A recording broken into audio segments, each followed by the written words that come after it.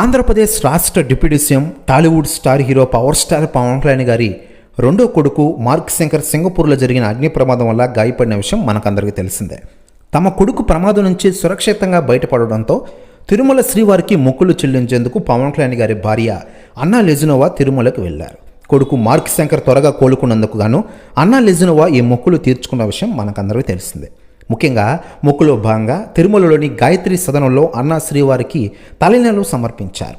అన్నా Lezhneva Christian కావడంతో Gayatri సదనంలో TTD ఉద్యోగుల సమక్షంలో ఆమె డిక్లరేషన్ పత్రాలపై సంతకం చేసిన విషయం మనకందరికీ తెలిసిందే. ఆలయ నియమాలను పాటిస్తూ అన్నా లెజినోవా ఇవాళ వేకువజామున శ్రీవారి సుప్రభాత సేవలో ఇటీవలే పాల్గొన్న విషయం మనకందరికీ తెలిసిందే. దానికి సంబంధించిన ఫోటోలు వీడియోలు ప్రస్తుతం నెట్టింట్లో వైరల్గా మారుతున్నాయి. ఇకపోతే అన్నా లెజినోవా గారు తిరుమల వెళ్లి శ్రీవారిని దర్శించుకోవడం, తలనీలాలు సమర్పించడంపై సెలబ్రిటీలు స్పందిస్తూ ఉండగా తాజాగా దర్శక ధీరుడు ఎస్ఎస్ రాజమౌళి గారు స్పందించారట.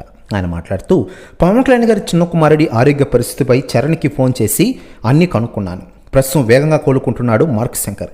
తన తల్లి అన్నా లెజినోవా గారు మార్క్ శంకర్ ఆరోగ్యం కొరకు తిరుమల శ్రీవారిని దర్శించుకుని తలనీలాలు ఇవ్వడం ఆ బిడ్డపై తల్లికి ఉన్న ప్రేమకు నిలువెత్తు నిదర్శనం. గ్రేటమ్మ మీరు అంటూ సంచలన వ్యాఖ్యలు చేశారట ఎస్ఎస్ రాజమౌళి గారు. ప్రశ్న వ్యాఖ్యలు వైరల్ అవుతున్నాయి టోటల్ తెలుగు ఇండస్ట్రీలో మరియు ఆంధ్రప్రదేశ్ రాష్ట్ర రాజకీయాల్లో.